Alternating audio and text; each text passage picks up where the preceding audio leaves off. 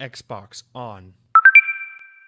Welcome to Xbox On, a podcast with one host about one console, the Xbox One. I am said host, Jesse DeRosa, and on today's episode, we'll be talking about the latest Xbox news for the week of August 13th, 2020, including Halo Infinite got delayed, Apple hates Xbox, Xbox Series S got revealed by a picture of a controller, and more.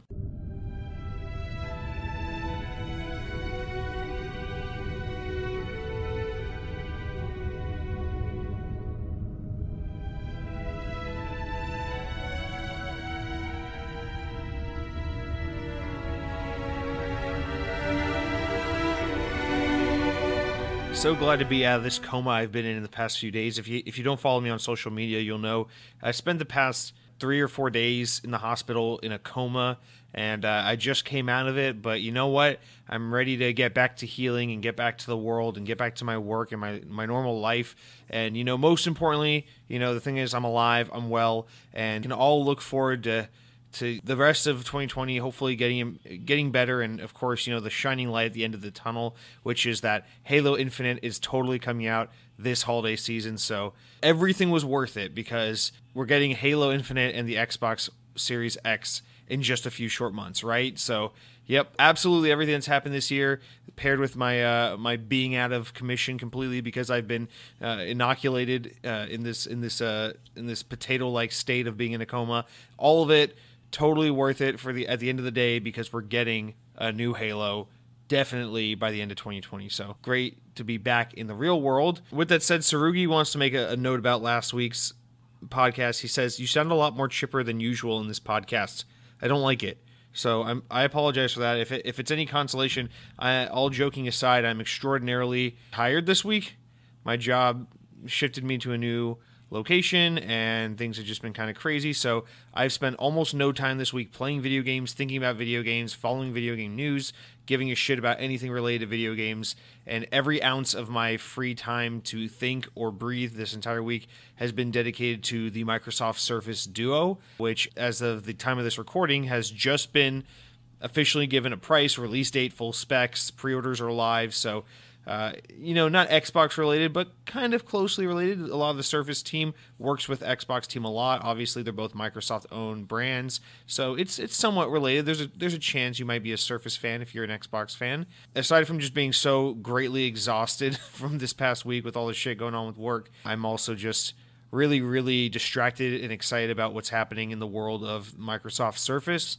So yeah, just a little disclaimer, I guess. If I seem out of it this week or if I seem less enthusiastic, maybe that's a good thing if you're someone like Sarugi. But just understand that I work hard, not like any of you do, but I definitely do so. With that said, we'll jump into some comments and things like that. For last week. Remember, these comments come directly from the YouTube page. You can follow the podcast at Second Best Gaming on YouTube. That's my channel. And the podcast is, of course, Xbox On. All of our comments that I pull from the comment section on YouTube, all the comments read on the show are pulled from the comment section on YouTube. So if you want to engage in this disgusting cesspool of a comment section we've created here on Xbox On, that's where you can find the spot. If you're commenting on iTunes, I appreciate the inevitable 5-star review. If you're commenting on Spotify, if that's even a possibility, I appreciate it. If you're commenting on some other podcast service, if you're commenting on SoundCloud, that's a possibility. I appreciate it, but I don't see you because we're having the discussion here on YouTube. So get with the times, guys, and go on to YouTube. Which I wrote backwards in the show notes. I wrote TubeU. So, yeah, head on over to tubeu.com and find Xbox On under the channel Second Best Gaming so we can have a big old discussion about what we've been eating, why Sony fanboys are the worst, why Xbox fanboys are kind of also the worst, why Halo fans are the worst, and why we all hate our jobs. And speaking of hating your job, Lethal Migraine leads off with our first comment this week. He says, "I work an easy job where the pay is sufficient and has tons of paid vacation. If I don't have a lot of gaming time, my job has failed me." That's a pretty great way to look at it, just kind of being a total cog in the machine, but as long as you have time to forget about you. I'm just kidding. That's a pretty great way of looking at it. If as long as you have a good work-life balance, then I guess everything's okay, right? And I'm glad to see you have that, at least, Lethal Migraine.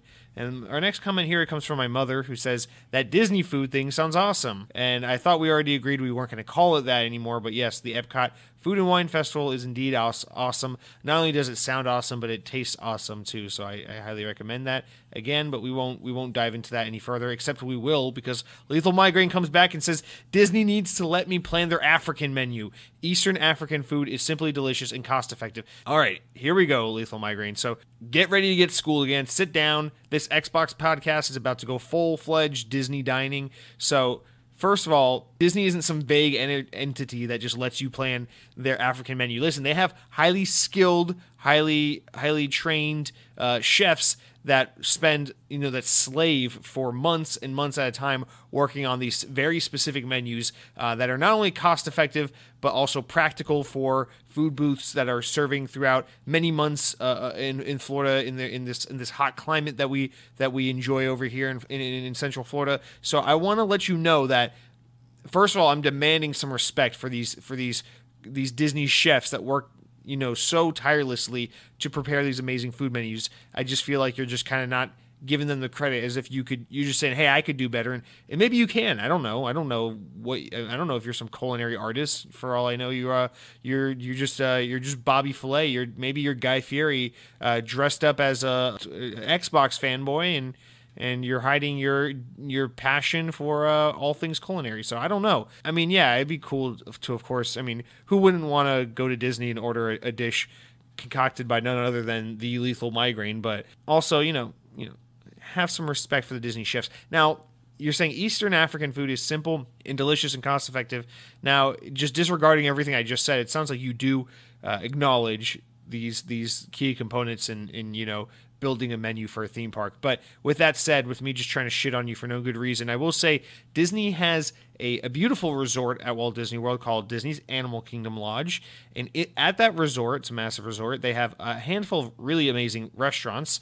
And there's one called Jico. It's one of the nicest restaurants I've ever eaten at in my entire life. Very expensive, very fancy looking, but they specialize in actually like South African cuisine in particular. They have a really extensive South African wine list, and they use like this special, I don't know, kind of like fire brick oven looking thing that's from Africa, and they have all these really interesting dishes I've never heard of, but everything in that restaurant tastes absolutely phenomenal, and it is really, really awesome. So if you're interested in Disney and various African food, I highly recommend you look into Jico, the cooking place. It's called Jico, Jiko. You can Google this, or you can use Bing if you're a real Xbox fan, and look up Walt Disney World Jico Restaurant, something like that, and you'll find a beautiful African restaurant at Walt Disney World's Animal Kingdom Lodge Resort, and it is beautiful. The food is incredible. I've eaten there once in my entire life. It was very expensive, but it was oh so worth it, and I still think about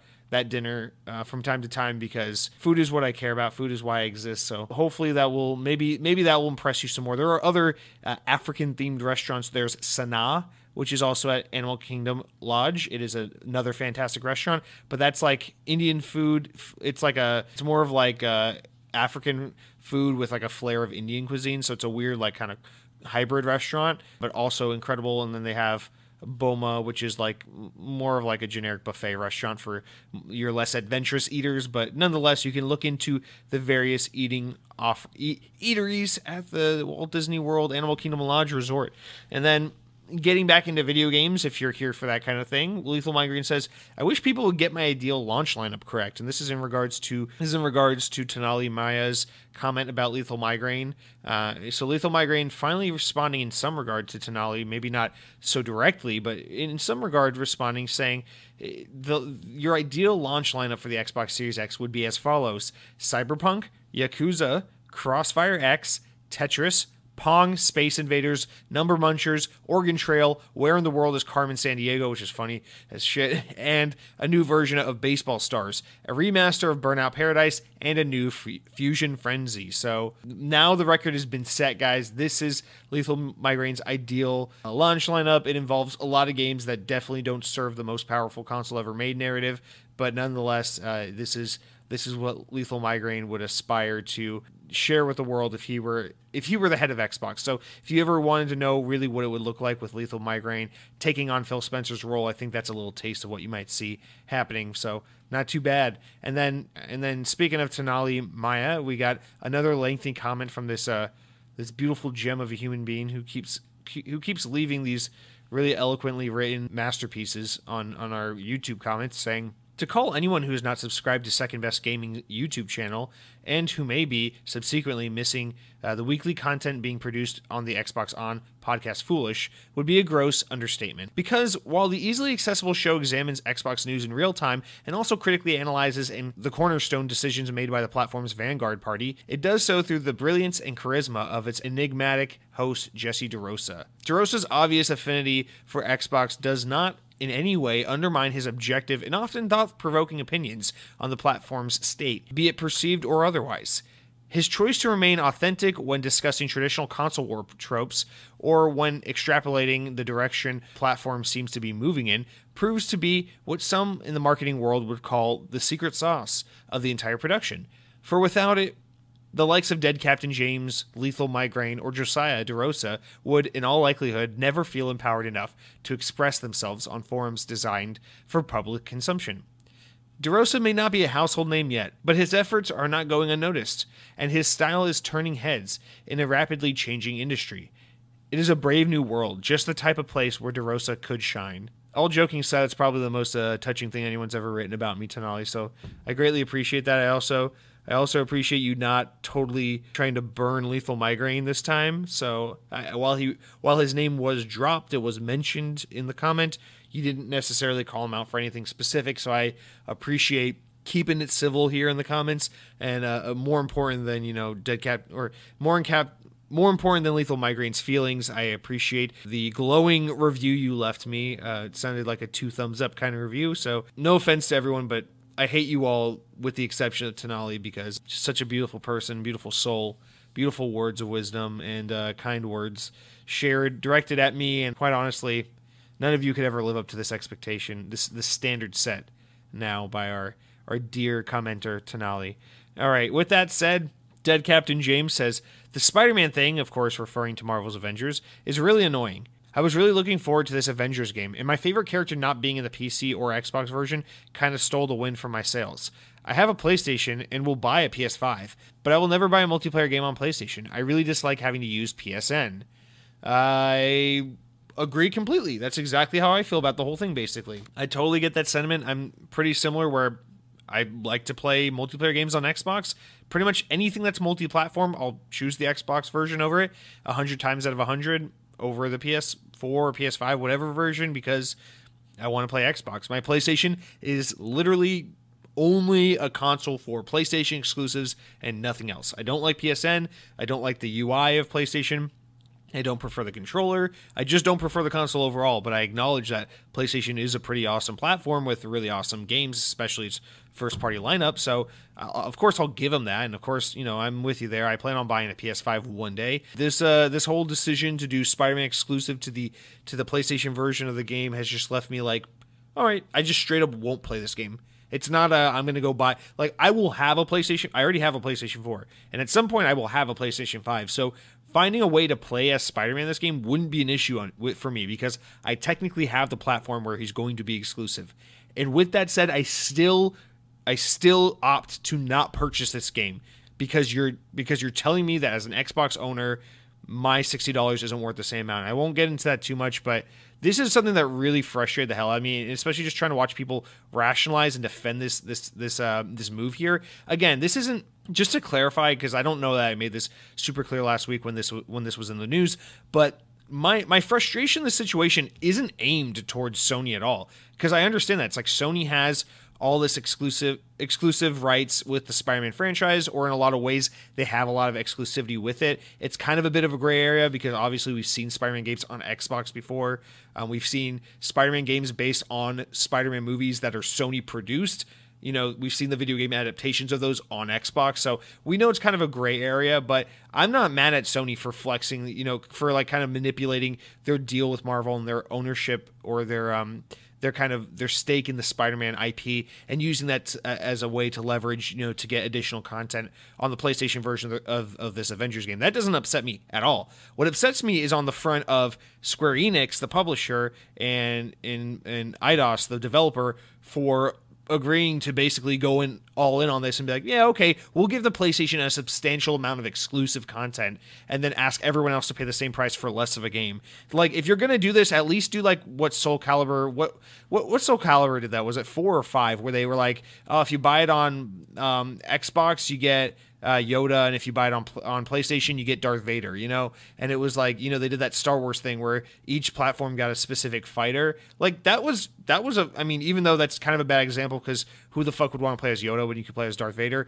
But still, it was like a fair thing where it was like each platform's going to get an exclusive thing. Like, if you're going to do that with Avengers, at least give the Xbox/PC version of the game an exclusive character to try and justify it. And, it's like, okay, well, PlayStation gamers will get Spider-Man exclusively, but on the Xbox version, you'll get Wolverine or Mr. Fantastic or whatever. And I know some of those characters aren't Avengers or whatever. Who gives a shit? I'm just trying to make a point, Like, give the Xbox gamers an exclusive character, And I don't know if maybe this is an Xbox thing. Like, Microsoft should have gone to Square Enix and be like, hey, we also want an exclusive character. Maybe that's what this is a case of, but still, the frustration for me is on Square Enix and Eidos for being like, or sorry, I keep saying Eidos, I mean Crystal Dynamics.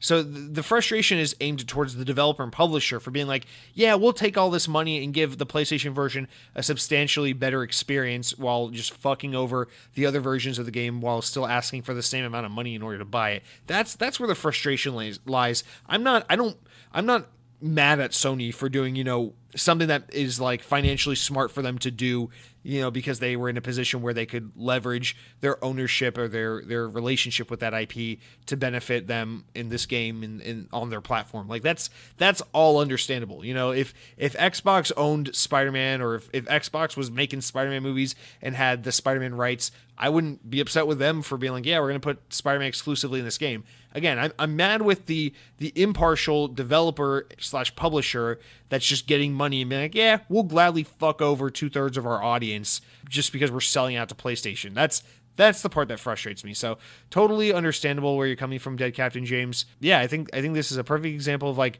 just vote with your wallet, even though obviously at the end of the day, the amount of us frustrated Xbox users who are going to not buy this game won't really make a dent in the game sales and won't make a difference. Whatever, that's fine. The point is that you just know that you showed yourself some respect by not encouraging this kind of behavior. So it's really important with things like this to not positively reinforce these publishers by being like, yeah, here's $60 for less of a game. Fuck you. Fuck me. Whatever. I don't know.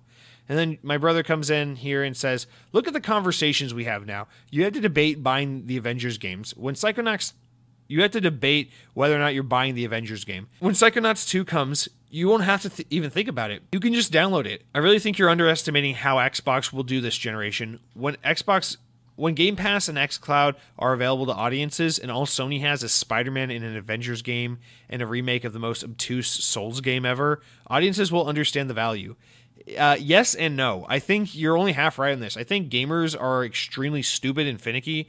You got to think of it like this. Think of it like the iPhone user.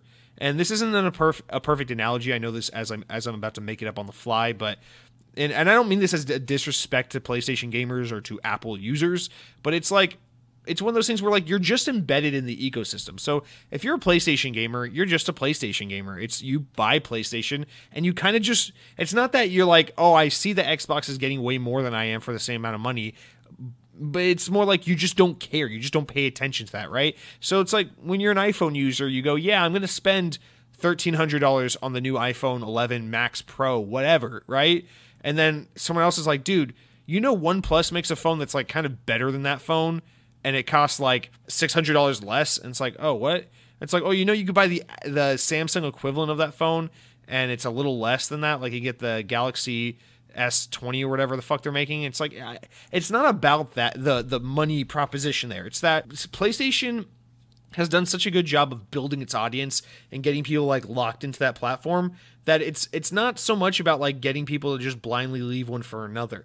This is a thing people always try to compare, like the swing gamers from Xbox to PlayStation by the situation that happened with the Xbox 360, and I don't think that situation always sticks, because you got to understand, when the Xbox 360 came out, it was popular because it came out first, it was cheaper, it had better exclusives, it was just this perfect concoction that made the Xbox 360 a more appealing platform. And then on the converse side, you had PlayStation really fucking up by being too expensive, being awful with its marketing, being non-consumer friendly with all these various things, and it's kind of like, just again, that perfect storm like allowed for Xbox to win in this particular generation. But even if you remember that, it's one of those things where it's like, most people I knew who were like PlayStation gamers that had an Xbox 360 were like, yeah, I normally buy PlayStation, but I just got an Xbox 360 this time around. It was one of those things. And then when PlayStation like made up for their mistakes, and they're like, here's PS4, it's affordable, it's all about the games, it's consumer friendly, whatever, people just migrated right on back to PlayStation. So it's one of those things where I think PlayStation's just been around long enough as a brand and has enough like of a devoted fan base and has just had enough success over the years that people just really want PlayStation. So again, it's that people who are used to buying games for full price and buying one console every 7 years and just being like, I do PlayStation, PlayStation's my thing. I think that player base is largely just kind of unchangeable. It just is what it is. Again, if you're Xbox, you're not going after that consumer. You're going after the swing people, the people who can go either way. Which one has which one offers better value? Or you're going for like the PlayStation gamer who is vaguely curious about this specific Xbox game but doesn't want to buy an Xbox to play it. And that's what things like xCloud are for, and Game Pass on PC are for, and using an older Xbox to play next generation games. That's what that kind of thing is for those kinds of people. But I just don't see a world where the value of xCloud and Game Pass has people just flocking over from PlayStation to Xbox, and all of a sudden PlayStation's kind of hurting and they need to do something about it. I just don't see that being the case.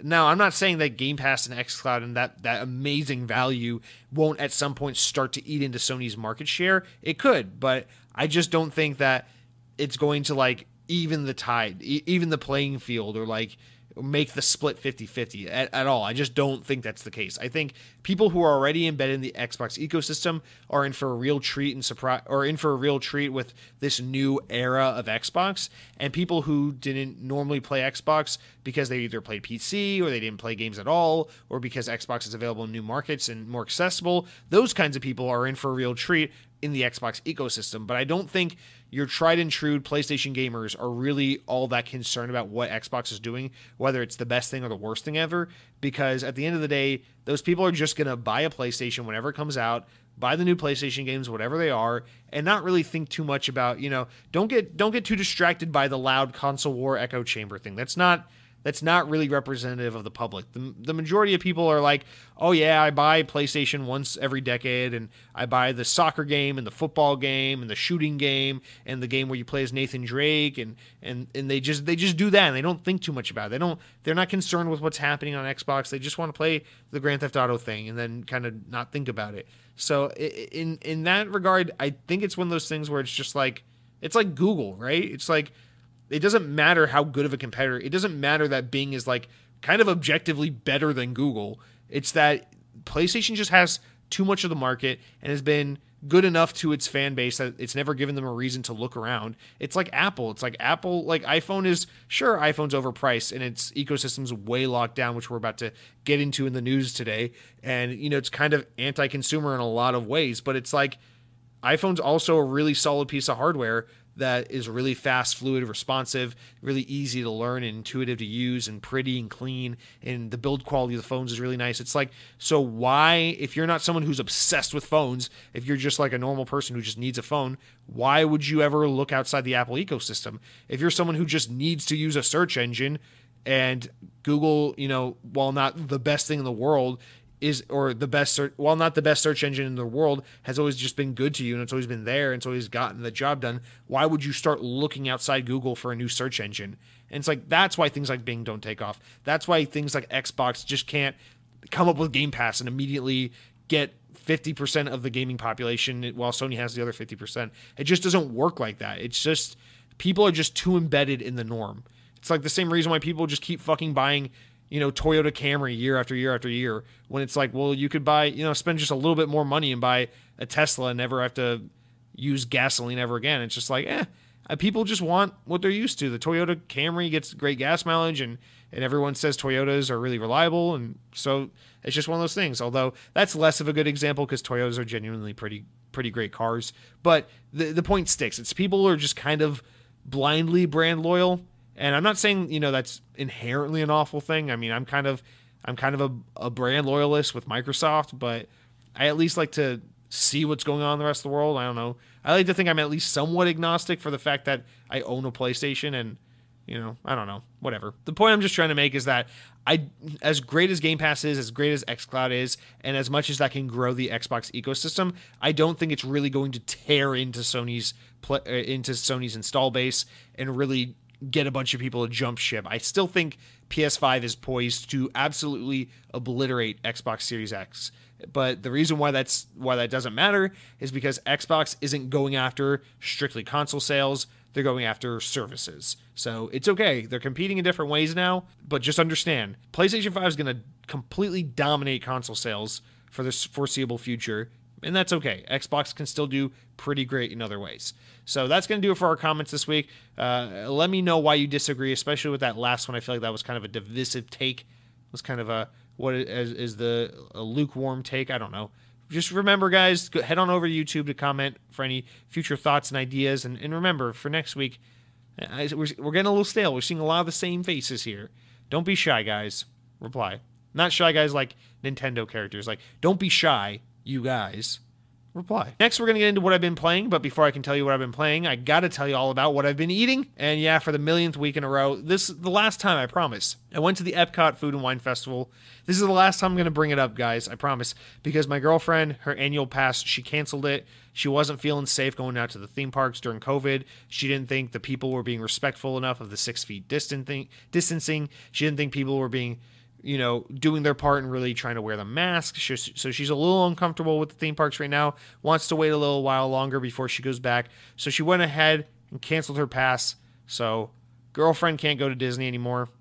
And now I'm just kind of left alone with like no one to ever go with to a theme park ever. So I'm not really going to the theme parks now. That was kind of my last hurrah.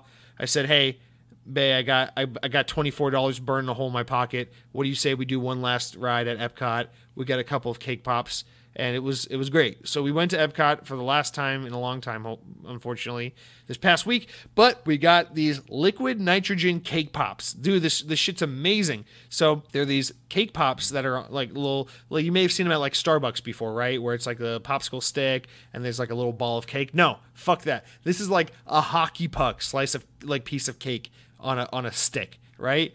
And then they dip them. It's like a chocolate cake with a chocolate coating. And normally I don't like too heavy on the chocolate for cakes and cupcakes and ice creams and things, but this is an exception because it's very fudgy and very like brownie like. And so what they do with these bitches is they dip them in this liquid nitrogen so they get super cold really fast.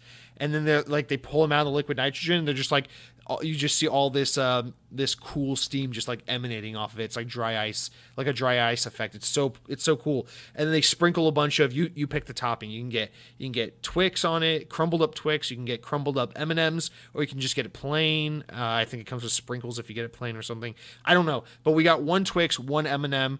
And I was expecting them to be like, 2 bites and you're done. But no, it was like $4 for one of these things. And it was massive. It was like one person should, 2 people should share one of these things. But rather we got 2 of them. And I ate most of both of them, I'll be honest. But they were incredible. They were super fudgy, delicious cake pieces. That cold exterior with that like kind of warm interior. And you get like the crumbles of like hard Twix pieces. And that caramel just kind of melts in your mouth. It's so fucking good. Oh my god. I'm not recommending you all fly down to Florida during the middle of a pandemic to go to Epcot and try these cake pops, but I am recommending that you find a way to gain access to whatever the fuck it is they use. I don't know if it's methane or nitrogen oxide or however the fuck you make liquid nitrogen cake pops, but gain access to this shit and make these yourself. These are worth it. I don't care how explosive this kind of cooking equipment is. It's very much worth it. It was an excellent decision to go all the way out in the middle of a pandemic to try these cake pops. I don't regret it, and I don't know. I'm really passionate about these cake pops and kind of wish I could have them again, but I will cherish the memories for the rest of my life. And then what I've been playing, like I said, this week's been fucking crazy, so I really haven't done much of anything. My brother and I knocked out a little bit more of Halo 5 together. I played a little bit more Psychonauts. Honestly, between both games, I've probably played like 2 hours of video games in the past whole week, so really haven't done a lot there, but I'm slowly churning my way through it. I'm thinking tomorrow I might have a little bit of free time, so I'll get back into Halo 5. We'll get that knocked down. Then it's really time, once I'm done playing through all the Halo games again, I feel like I have like a big backlog that I've been neglecting while I replay Halo. So I'm going to try to jump into maybe Yakuza Kiwami 2 now that that's on Game Pass. Darksiders Genesis is now on Game Pass also, and I've really wanted to play that game since it came out. I just knew deep in my balls that it would come to Game Pass eventually, and I was right. So I'm pretty excited about getting into that. But yeah, not too much on the side of what I've been playing. But hey, that doesn't mean you can't tell me what you've been playing. Get on that YouTube and text me, DM me, say, Jesse, I've been playing Wreck-It Ralph on iOS, and I want you to know about it, and then we'll read it on the show. Fuck it, why not? With that said, guys, it's time to get into the news segment, everyone's favorite. The reason why we do the show, the news. All right, so we got kind of a chunky news week, like a fair amount of stories, but some kind of big ones. And so, like I said, I've been really busy all week, so only some of these stories did I really write the notes. A lot of this was like copied and pasted stories from various news outlets. So pardon me if the writing isn't very succinct, but god damn it, I'm a busy man. I'm trying to rent a lot of cars here. So our first story comes directly from the Xbox Wire, and this is one I did right. I said, Microsoft has still yet to announce the release date of the Xbox Series X, but this week the company finally opened up on a closer release time frame. Now we know that the Xbox Series X will release sometime in November. This should come as no surprise, considering not only have I told you this on the podcast, but they've been touting a holiday 2020 launch since the console was announced. They likely want their console on market before the holiday shopping season kicks off. So really, holiday release for any consumer product pretty much always means November, so it's pretty obvious there. It wasn't a huge win there on my part to guess that, but many have begun speculating that the box will arrive as early or in the earlier portion of the month, with some specifically pointing out November 6th as a potential release date. While all we know for sure at the moment is that the release month, at least we're one step closer to this thing actually being real and not some fantastical idea that we've had kept over our heads while the world slowly falls into oblivion, because we're now just 3 months away from the Series X being on the market, and we still don't even have a price for this thing. So small steps, man, small steps. We just need a specific date, a release date, put those pre-orders out, and we're all good to go. And then, this one, there's not really too much to say. It's like, I just can't believe we're still kind of being just slowly drip fed this information. Again, if you asked me like 4 or 5 months ago, I would tell you the whole thing about like how, yeah, Microsoft and Sony are kind of playing this game of chess where they're trying to get the other one to make the move, announce the price, the release date, and start all that shit so the other one can kind of react and one-up the other one. And I know that was kind of a popular narrative earlier in the year, and I threw it out there. I was like, yeah, I kind of subscribe to that belief, but at the same time, like, I'm not totally convinced that's what's happening here. Make no mistake about it, I'm 100% convinced that's exactly what's happening. Like, that you cannot convince me otherwise. That is 100% what's happening. I think the lack of knowing about the price and the specific release date has way more to do with these two companies trying to get the upper hand on the other than it has to do with COVID or setbacks because of COVID, or, them trying to figure out what a good price is, because obviously the economy's in the shitter and a lot of people aren't doing financially as well as they were doing at the beginning of the year or back when these consoles were first announced. So, those kinds of explanations all take a massive big seat to the whole Sony's trying to one-up Xbox trying to one-up PlayStation here. So I don't know. I'm completely convinced of that. So this is just absurdly obnoxious. And, now we're in the month of August, which is when we expect to hear about, we're going to get another Xbox event at some point this month. We're going to learn about the Xbox Series S. And, by that point, it's like, please, for the love of God, give us a date and some pricing. And I guess that would be a good time to release a price, right? Because it's like, right now, no one knows how much any of these next-gen consoles are going to cost. But if something like a PS5 or a Series X is going to come with some sticker shock, I guess a good time to talk about that price would also be when you're talking about the price for your secondary next-gen console that's less powerful, less expensive, like a Series S. Because you could just be like, yeah, well, here we finally have a price. We finally have pricing available for the Xbox Series X. It's $600, and a lot of people go, "Oh my God, $600? That's ridiculous!" But they're like, and the Xbox Series S will be $400, and then everyone's like, "Oh well, hey, you can get you can get in on this console for much cheaper if you just buy the cheaper one." So it's like, yeah, I guess the other one's really expensive, but technically you can get in the door, for only $400. So, just to kind of soften the blow, quite possible that's the opportune moment.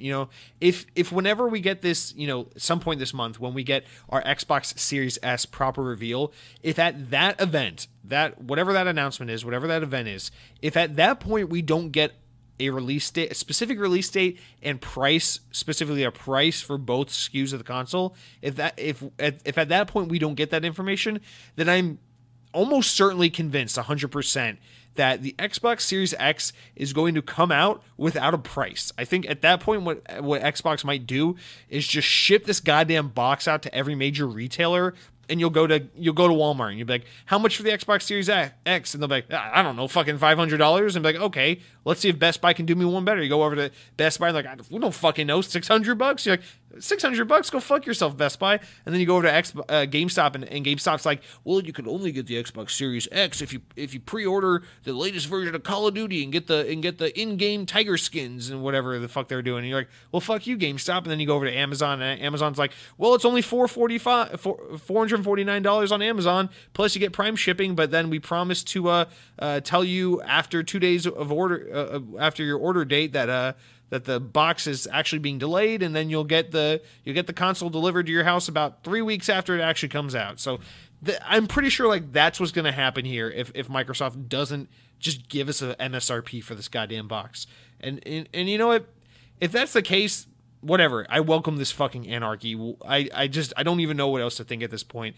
Maybe that's the wisest thing to do, is just to ship the goddamn box out to all these retailers and be like, you figure out the price because we can't do it. I don't know. Maybe that would work better than the age-old approach of putting a fucking price tag on it and trying to sell it because you believe in the value proposition of your goddamn machine. But we don't know. I'm actually really sick and tired of speculating about these next gen consoles.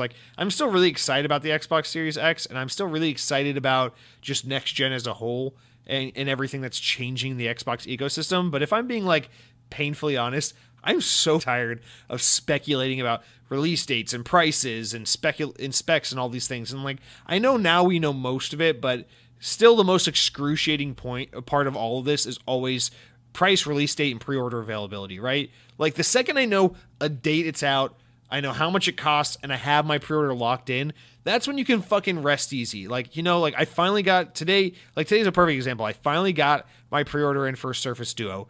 I'm a little disappointed by the release date. It's a little later than we thought it would be, but that doesn't matter. Who fucking cares? It's my pre-order's locked in for that device now.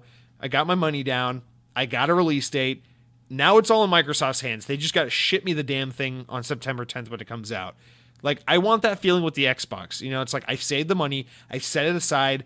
I've been speculating about it forever. I had this stupid podcast where we keep talking about if the thing will ever even actually come out. And I'm just so tired of it. It's just fucking tell us.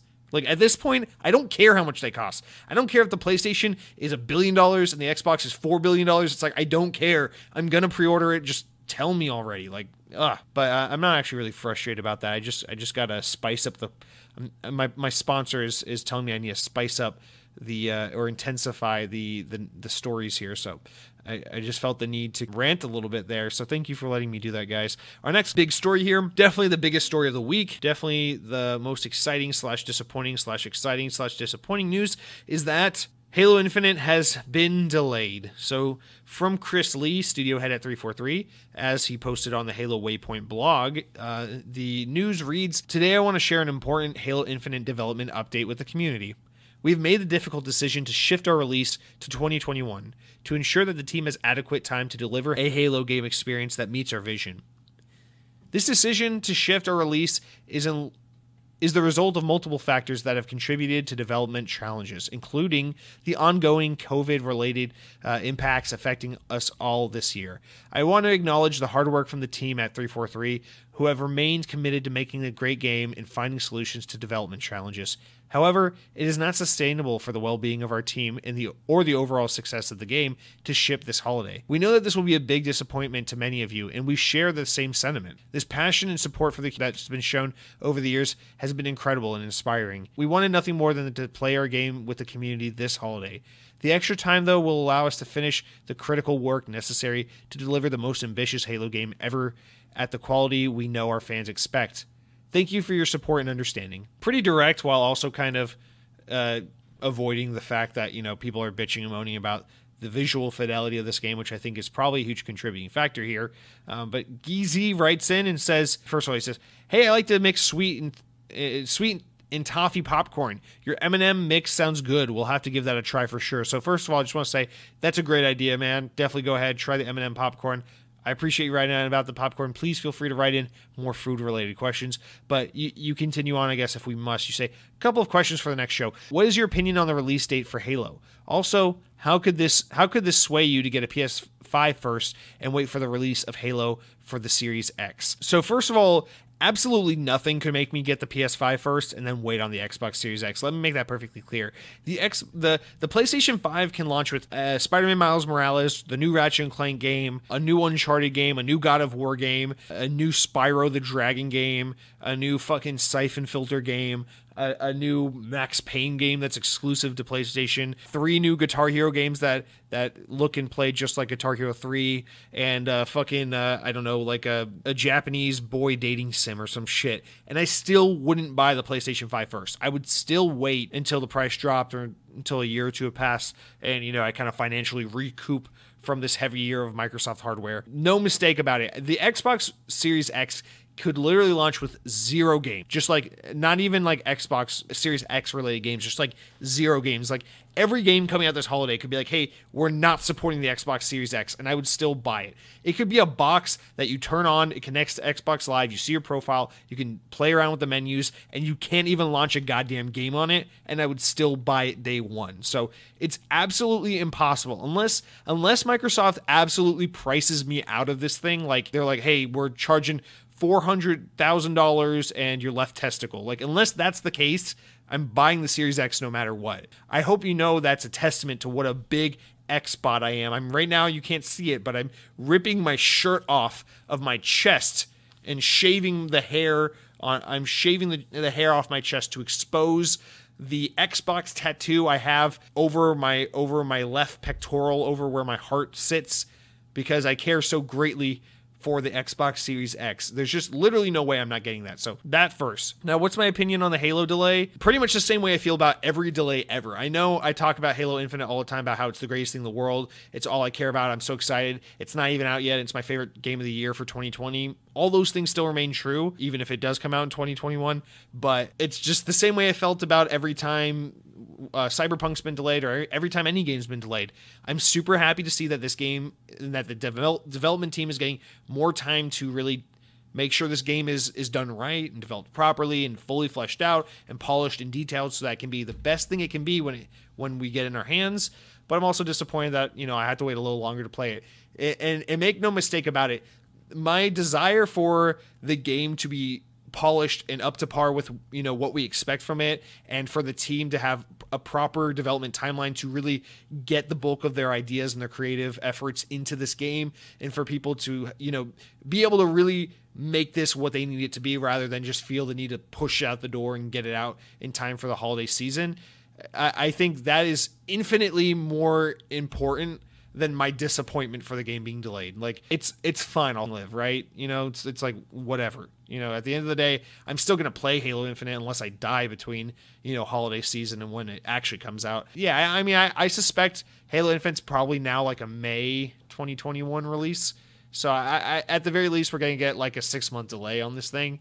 And so, yeah, that sucks, right? But again, remember, especially for us on Xbox, like if any platform has to miss out on its big AAA first party launch exclusive, I guess it doesn't hurt for it to be Xbox, or at least from the perspective of like being the fan, being the consumer, because hey, we still got Xbox Game Pass. We still got a bunch of games coming out this fall that are just going to be on Game Pass for free. And there's a bunch of awesome third-party games coming out. You know, now I can spend more time enjoying Cyberpunk. So there's no shortage of great games. I already have a massive backlog without this holidays release slate and without Game Pass. So I'm not so torn about it that I'll never live to see tomorrow or whatever. I don't know, but yeah, that means it sucks. It's disappointing, but it's all for the better. You know, if you're one to be super concerned about the crunch culture, you can take comfort in knowing that you're a superhero and that we did a great job making sure that the team at 343 will be able to see their families and have the shackles and chains removed from their wrists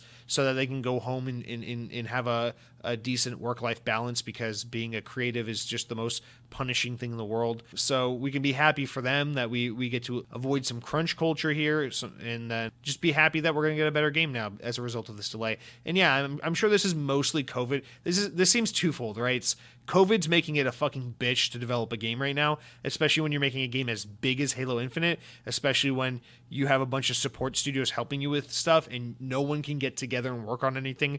We all just have to do everything remotely. Like, that's a huge fucking challenge. I can understand why that would delay a game. We've already seen Cyberpunk delayed like 40 fucking times this year, and I'm sure some of those were because of COVID as well. And then the other thing is also, I think the kind of backlash that initial reveal got. You know, Microsoft, like I said, Microsoft's tried to play it cool and be like, yeah, Craig memes are cool, but like they know, like, that hurt. You know, they put so much fucking work into this game, and so many people on the internet just totally shat all over that 8-minute demo because it wasn't the prettiest thing they ever saw. So I think they took that to heart, and they went to Microsoft, they went to Big Papa and said, hey, can we get a delay on this game so that we can, you know, make it what it needs to be?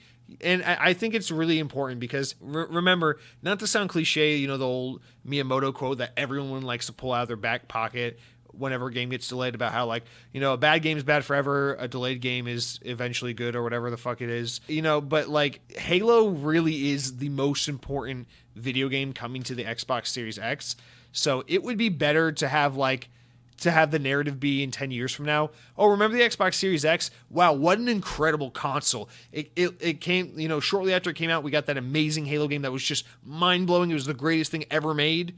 Or would it be better to be like, oh man, remember how excited we were for the Xbox Series X, and then it came out with that new Halo game. That Halo game kind of sucked, and it was so disappointing. It's like, let's take the loss up front, where people have to wait till the box is like 6 months old before they get the big game, rather than, you know, giving them a half-assed version of the big game just to make the release date of the box, you know?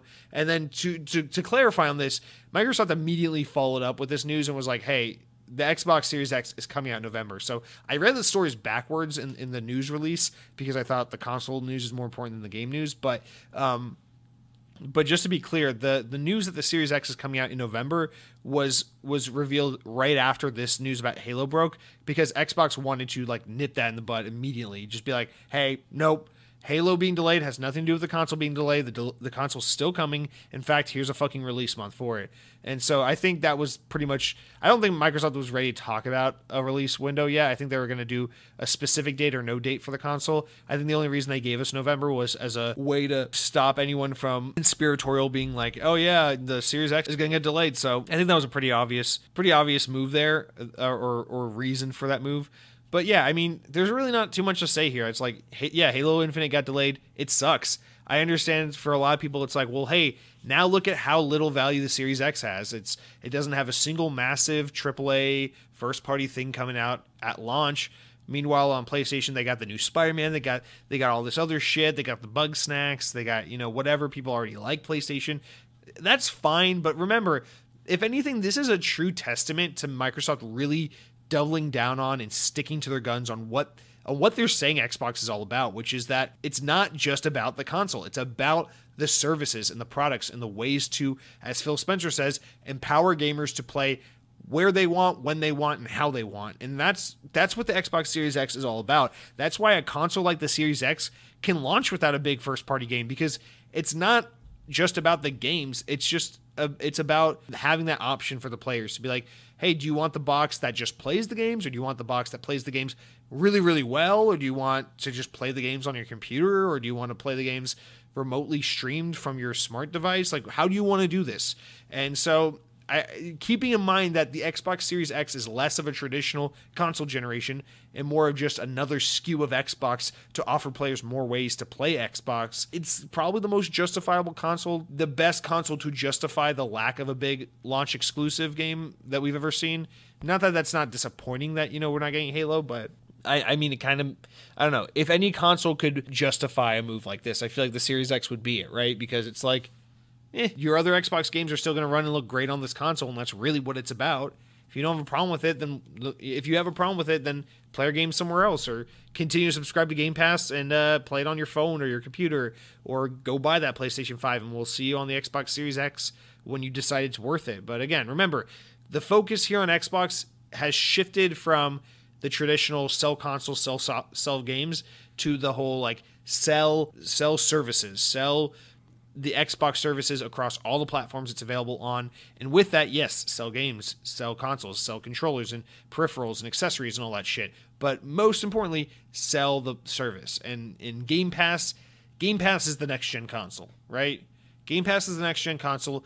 Xbox Series X is the premier way to enjoy Game Pass. And Halo Infinite is the premier title that's in Game Pass. Unfortunately, that game slipped, but it's still coming. And that box is still coming, and if you don't want to spend a bunch of money on it because you don't think there's a great lineup of exclusive launch games, then guess what?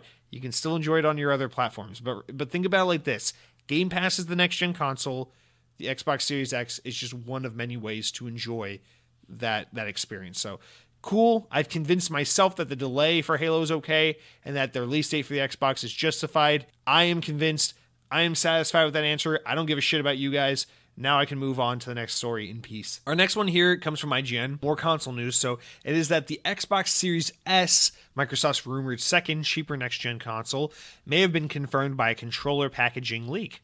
TheVerge.com obtained photos of Xbox's next-gen controller, and the packaging mentions both the confirmed Series X as well as the unconfirmed Series S, which has had a supposed codename Project Lockhart for quite some time. Twitter user Zach_EXE was able to purchase this new controller from a resale site, and The Verge has verified that it is indeed a genuine next-gen controller. Tom Warren from The Verge, the Microsoft guy, resident Microsoft guy at The Verge, says in a tweet, Xbox Series S it is. Microsoft's second next-gen console gets confirmed in the leaked Xbox controller packaging. Full details here.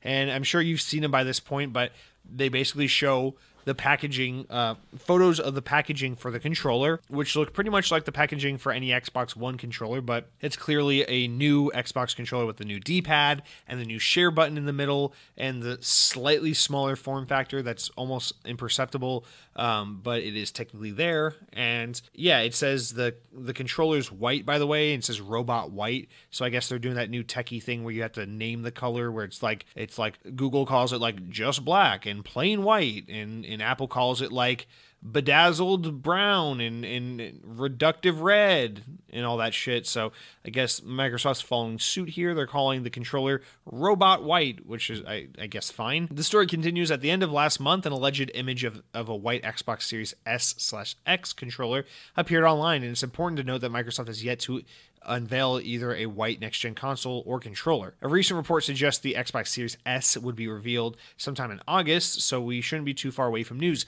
Okay, so I think this makes perfect sense. This is kind of in line with what everyone always thought anyway. I really don't think the Lockhart was ever that much of like a super big mystery. Like, for as long as we've known that Lockhart was apparently in the works, I think it's always been pretty obvious. It's like, well, since we're keeping with the X naming convention, they should just call the less powerful, more basic version an S, because that's what Xbox One does. You have a 1X, 1S, so just call it a Series S, Series X. It makes perfect sense.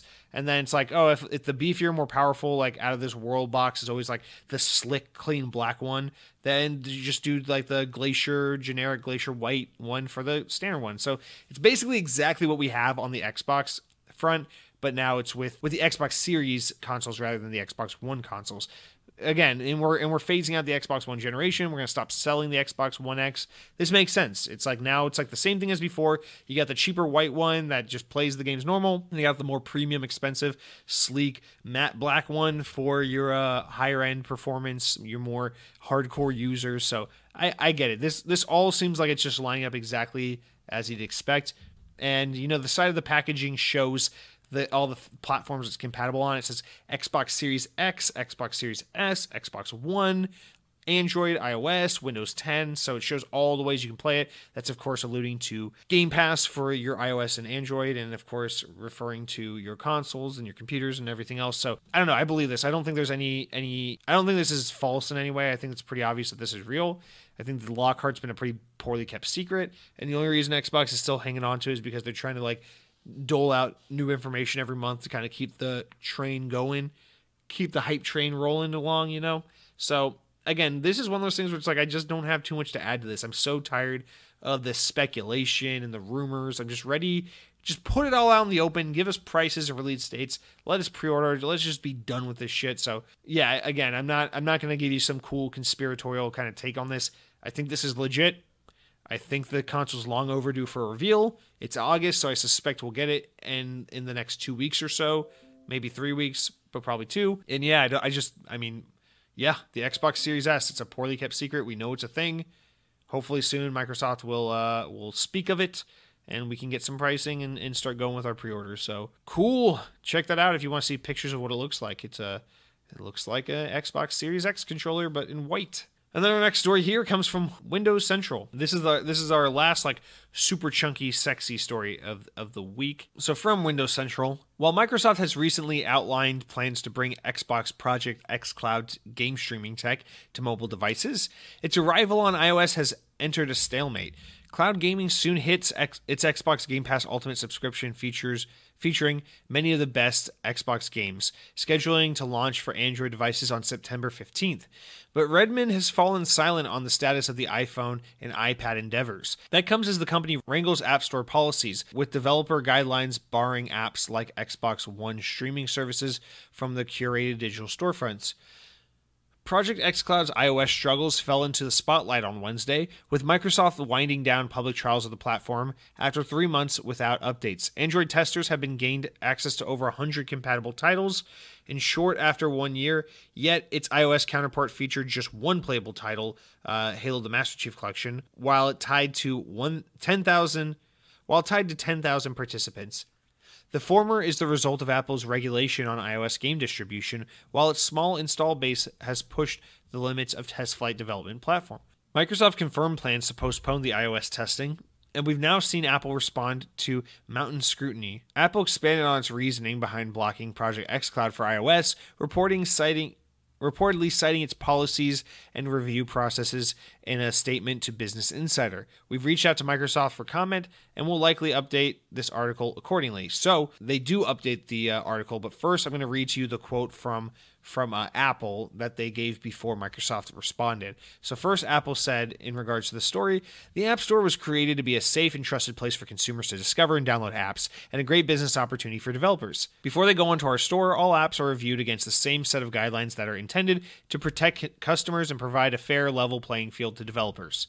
Our customers enjoy great apps and games from millions of developers, and the gaming services can absolutely launch on the App Store as long as they follow the same guidelines applicable to all developers, including submitting games individually for review and appearing in charts and in search. In addition to the App Store, developers can choose to reach all iPhones and iPad users over the web through Safari and other browsers on the App Store.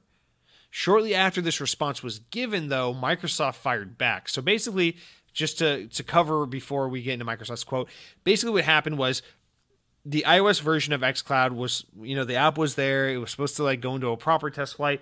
It only had Master Chief Collection for a short while, then it kind of died out, and nothing ever really happened with it. Now the test flight app is gone, and we're just waiting for the official launch on September 15th. And it's like, wait, what the fuck is happening with iOS? So basically, Apple came out and said, hey guys, just so you know, the way our thing works is we have to review every single individual game before it gets put on the App Store. So we can't allow an app on the App Store if it has just a bunch of games in it, because we need to go through and review and properly, green light every single one of those games and that's within the app. So before we dig into that load of bullshit, here's what Microsoft said once they finally responded, which is funny as shit because normally Microsoft never responds to these kinds of things and never responds with this kind of candidness. But they say, so Microsoft broke silence on the recent challenges facing Project xCloud on iOS, kicking back at Apple imposed restrictions through its App Store. The company states that it has no path to bring the company now states that it has no path to bring Xbox Game Pass cloud gaming component to iPad or iPhone, reiterating on its own robust review processes. It claims Apple continues to, quote, deny consumers for the cloud gaming in-game subscription services, drawing attention to unfair handling of game apps over alternate entertainment categories. So this is what Microsoft says, quote, our testing period for the Project xCloud preview app on iOS has expired. Unfortunately, we do not have a path to bring this vision of cloud gaming with Xbox Game Pass Ultimate to gamers on iOS via the App Store. Microsoft tells Apple stands alone as the only general-purpose platform to deny consumers from cloud gaming and gaming subscription services like Xbox Game Pass, and it consistently treats gaming apps differently, applying more lenient rules to non-gaming apps even when they include interactive content. All games available on the Xbox Game Pass catalog are rated for content by independent industry ratings bodies such as the ESRB and regional equivalents. We are committed to finding a path to bring cloud gaming with Xbox Game Pass Ultimate to the iOS platform. We believe that the customers should be at the heart of gaming, blah, blah, blah, and the gamers tell us where they want to play, connect, and share anywhere, no matter where they are. We agree. So this is really funny because this is basically Microsoft just being like, fuck you, Apple. You know that's bullshit. And it is, because basically what Apple's saying here is like, hey, in order for us to approve something like xCloud, we would have to go in and approve every game that's on, the streaming service, which is, of course, impossible because games rotate in and out of the service all the time, and that's really not how apps work. But what Microsoft is basically saying here is like, you're stopping us because you can't go through game by game and basically review all the content in this app. But, meanwhile, people go on apps like fucking Twitter and Facebook and social media platforms where, you can't control the content that's on that. I fucking use Twitter. I've been on Twitter. I'm like, we looking at Disney pictures and Xbox pictures and scrolling. Oh, they're getting political. Let's keep scrolling past that. And oh my God, look at the happy world. And then boom, there's some boobies and there's some naked person. And they're like, follow me back. I'm a spam account. I'm a bot. I promise you lots of sexual pleasures if you follow me back. And I'm like, whoa, I didn't know you could see that on Twitter. And what, I'm using the Twitter app on my iPhone, and Apple approved that, but Apple doesn't allow pornographic content on their apps. So it's like, head scratch. What the fuck is that all about? Meanwhile, Xbox is just like, here's an app that lets you play all the good games ever made. Here's Halo 1, Halo 2, Halo 3, and Apple's just going, sorry, we can't evaluate all those games. They haven't been evaluated yet, so we don't know if they're appropriate for the App Store. It's like, well, first of all, these games have been reviewed by the ESRB, which is like, in North America, it's like the standard for how you fucking review and govern, what kind of ratings and things we should put on video games. In Europe, you guys got PAL and all that shit, and I know there's the different ones in different regions and things like that. But it's like, these games have already been reviewed. This is just a bullshit excuse for why you can't put it on your thing. And to me, it's like, I don't see what the problem is here. The double standard, the fact that they act like they're so concerned with the security and protecting the content and the consumer with, what they have access to, and making sure that the stamp of approval Apple puts on an app really means that, like, hey, we've gone through this app. We know what's in it. We promise this is the kind of content that's offered in there, and that you're not going to come across like inappropriate or mature or scammy or whatever kind of content that you might not want to be exposed to with this app. It's like, what are you fucking talking about? People are on Facebook getting fucking privacy raped by Facebook all day, every day with the goddamn Facebook app, which is basically just malware on anything you install it on, and you approve that shit. But then Xbox is like, hey, we're going to give you this amazing app that gives you access to all the good Halo games in one place ever on your iPhone. And they're just like, yeah, sorry, we don't know if maybe Master Chief is working for the Chinese government and is actually stealing your personal data and selling it to Tencent, who will then own a 40% stake in Apple. And it's like, what the fuck are you, like, listen, I try to be cool. man. I used to be an Apple guy. I used to buy all the Apple products. I used to be a really big supporter of Apple. I try to be impartial. I look at Apple the way I look at PlayStation, where it's like, hey, I like you. I respect you. You do cool stuff. You're important to this industry. I see that. But also, you're being a stupid sack of shit right now. And this is Apple being a really big sack of shit right now, because it's like the kind of double standard hypocrisy here is just so fucking loud and mind blowing that it makes me want to actually just jerk off Mr. Tim Cook and rub that little apple seed that comes out all over his face until he screams yummy in my tummy. But this is just so frustrating. And the thing is, like, this doesn't really affect me. It's like I don't use iPhone anymore. I gave my girlfriend I gave my girlfriend my iPhone. My girlfriend uses it now. I only use my Android phone, and I'm waiting on the Surface Duo. Like, I'm gone. I'm not coming back to Apple. I don't own a MacBook anymore. I sold my MacBook years and years ago. I only use Surface products. So it's like, this doesn't affect me, man. I can play xCloud all I want on my Android devices and my Windows 10 devices and my Xboxes and all that shit, because I'm not on the Apple ecosystem. But this fucking sucks to all the many Xbox fans out there who love their iPhones, who love their iPads, if you can somehow love an iPad, who love their MacBooks and want to be able to, I mean, they didn't have a Mac OS version of Project xCloud, but you could assume at one point maybe that, maybe they would bring it to Mac OS at some point in the future. And just to think that, like, now all these Apple fans that also love Xbox now don't have access to this incredible service that they're probably paying for because it's included in their Game Pass Ultimate subscription. They're just all shit out of luck. Because Apple's just like, yeah, sorry, we couldn't really rate Yakuza Like a Dragon because we're stupid and inept and we all have tiny wieners. It's like, what are you fucking talking about, Apple? Of course you can. Of course you can let TikTok and Instagram and all that fucking smut on your app store, and then also allow Xbox. It's like, it's totally fucking unfair for you to be like, yeah, Xbox, there's just no way. We never know what's going to happen. Maybe you play Fusion Frenzy once on your Game Pass subscription, and it's a clean, family-friendly game, and then the next time you play it, it's a dirty game where the boys shake their butts in your face. It's like, what are you talking about? It's going to be the same experience every time. These games are already rated. The ESRB has already gone over this shit.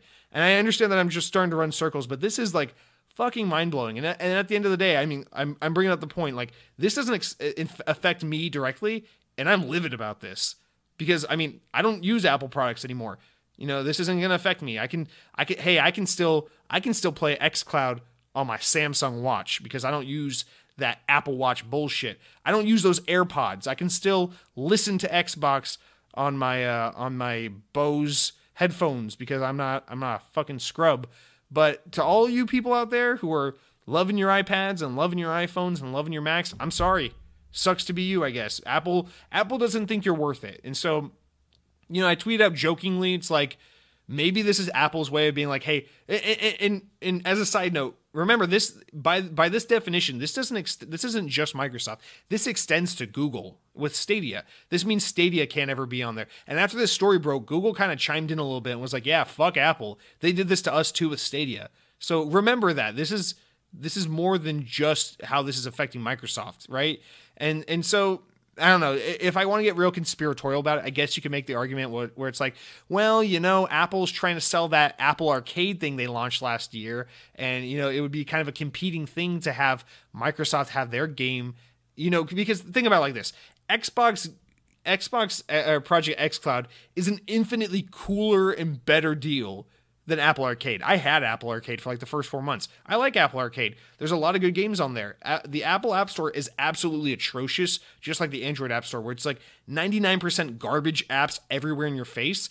And I liked Apple Arcade because it kind of curated some actually good content. It's not free-to-play bullshit. It's not ads in your face. It's not cheap, gimmicky games. It's like thoughtful, fun, concise, little cute indie games on your phone that were really great. I like Apple Arcade.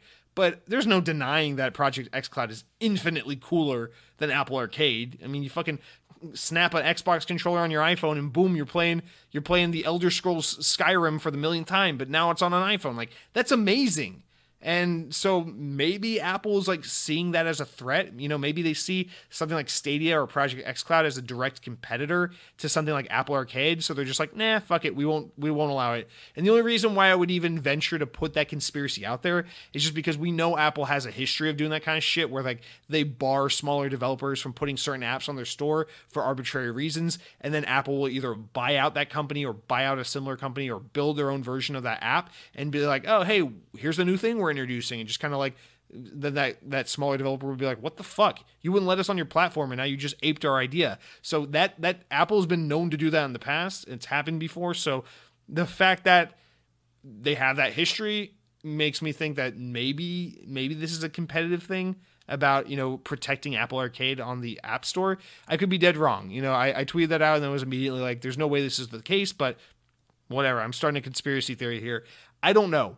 I just think this is really fucking shitty. And I hope people are outraged about this enough that they can kind of twist Apple's arm. But Apple's Apple. They're just one of those few companies that can basically just tell you to like fucking kill your family and rob a bank, and you'll probably do it anyway because Apple people just put up with it. It's like when I used to be a Nintendo fanboy where it's just like, man, some serious Stockholm syndrome here. Like, you're on a platform that's intentionally limiting you and constantly holding you back from better shit, and you're just like this. It's like that meme with the fucking dog sitting in the chair. Like, this is great, and the room's burning.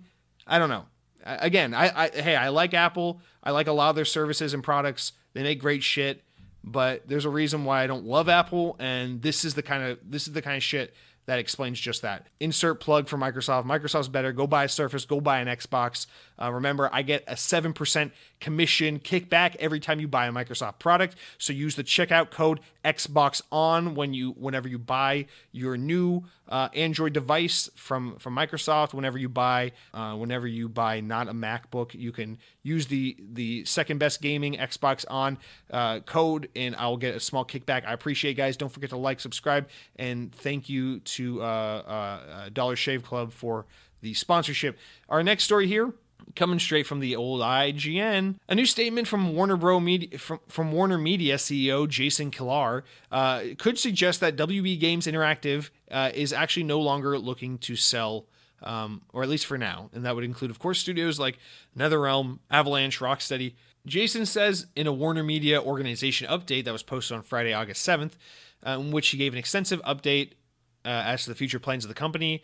He says, Warner Bros. Interactive remains part of the studio and networks group. Quote, furthermore, speaking to Deadline, he also states that we have a very strong interactive team of about 2,000 software developers that tell interactive stories. The opportunity to go global with this is very, very big as well. So that's the quote. This is an interesting one because we know that AT&T and Warner Media and everything, they were looking to potentially spin off and sell WB Interactive Gaming to offset some debt the company had.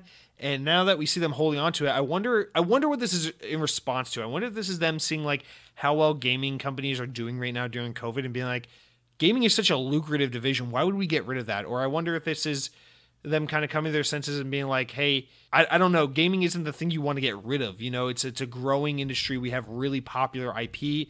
Maybe we need to find a better way to turn games around and get content out faster to make this gaming division more lucrative. But I don't know. Maybe it seems like for now that they want to hang on to that. So maybe this is just, they were flirting with the idea of selling, and they had the talks with Microsoft and with Ubisoft and Activision. And afterwards they're like, you know what? We don't like these deals. We don't like the people we're talking with. We don't like these potential, odds of selling. And we're just not really happy with the kind of conversations we've been having. So let's pull that card off the table for now and continue to just keep that in our back pocket for a future date if need be. So I have no idea what happened here, but it seems like WB is kind of off the table, which is kind of best case scenario in my opinion, because I know all you guys want the Xbox to buy the WB and to put the Batman in the Game Pass and not have them available on iPhone because fuck you. But I don't know. I kind of like the idea of them just kind of doing their own thing and remaining independent and working on their own games. I like the competition. I like seeing more entities out there competing in the same market, and just to see, just more variety for the consumer, and just less of this monopolizing that we're seeing happening in the games industry. So personally, I'm happy with this. My tiny brain's kind of fried, so I don't really have too much that I can like look into this and be like, what is happening here? What's under the surface here? But I don't know. That my guess would be that they weren't liking the conversations that were being had right now, or maybe these companies just aren't willing to spend what WB believes the interactive gaming division is worth. Maybe due to COVID, maybe people are being a little bullish on big deals, but that also kind of makes no sense because Microsoft's apparently buying TikTok, or trying to buy TikTok, or kind of being forced into buying TikTok, or whatever the hell is happening with that whole story that we don't get into on this podcast because it's not gaming related. But that also could be a part of it. Maybe Xbox was the series contender in this deal, and then once the TikTok thing came up, they decided, hey, this isn't fiscally responsible for us to be buying WB Interactive Gaming at the same time we're buying TikTok, so it's one or the other, and they went with, the more lucrative, more important, more mainstream one, which is of course TikTok. So maybe that's what happened, is that Microsoft kind of pulled out and they were a big contender. But that being said, still, between Ubisoft and Activision and all the other big players that were reportedly interested in this deal, it's hard to believe that they just all fell through. So more than likely WB pulled out and said, hey, we see the value in this brand, or we just don't think it's a good time to sell, or whatever the case may be, but they're holding on. So to me, this is exciting news. I just like to see a lot more competition. So I don't know. I'm totally cool with it. I don't need Batman to be an Xbox thing. I don't need Activision to buy this and then let everyone make one more game and then be like, you know what? Fuck it. You're all support studios on the next Call of Duty. And I don't need Ubisoft to buy all these and be like, fuck it. Now all your games have different IPs, but they're all open world games where you climb towers and you unlock maps.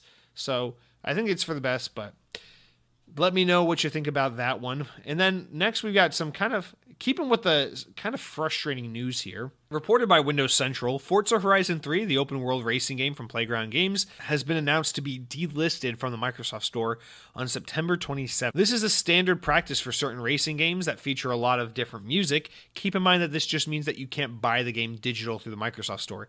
Many places will still have already printed physical copies. If you've already bought the game, you'll still be able to play it, no problem there. The announcement tweet from the Forza Horizon Twitter page says, when the game reaches, quote, end of life, that means that it and all of its DLC will no longer be available for purchase in the Microsoft Store. However, features like multiplayer and online services will still be accessible for those who own the game. And then they did a follow-up tweet after a user asked about, elaborating on that. They said, Forza Horizon 3 will be on sale until it reaches its end of life on September 27th. And so they also severely discount the game. So right now you can download it on the Microsoft Store for $10. You can also, and I think all the DLCs on sale as well, which is really unfortunate because this is the Forza with that incredible Hot Wheels DLC that was super fun, as well as its really awesome Blizzard DLC, whatever that introduced the winter season to the Forza Horizon series. So this really severely sucks. And I know Forza Horizon 4 is largely considered the best Horizon. I know it's one of those things where it's every Horizon that comes out is better than the last. It's the best one. But this burns especially with me because Forza Horizon 3 was the last, I don't know, to me that's my favorite Forza because I love the Hot Wheels DLC. I always loved Hot Wheels, so it's just so cool that they married, Forza with Hot Wheels. I thought that was such a clever and fun and well done DLC. I loved the Australian setting of Forza Horizon 3. I thought it was so perfect for the Forza Horizon series. No disrespect to London, which is featured, or maybe it's just England in general that's featured in the Forza Horizon 4. But, I just felt like Australia was a more fitting setting for the game just because it just felt a little more I don't know, adventurous, I guess, and which is kind of what the spirit of Forza Horizon is anyway. I just thought Forza Horizon 3 was kind of the pinnacle from a setting perspective. It's DLC, the way it handled everything. Also just holds a special place in my heart because when it came out, it had that Microsoft Groove integration, so you could play your Groove through your car speakers in the game.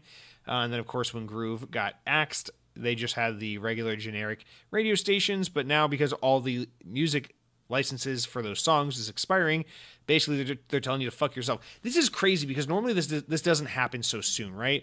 So this game came out in 2016. It's going to be 4 years. It's it probably came out in September of 2016, and maybe October.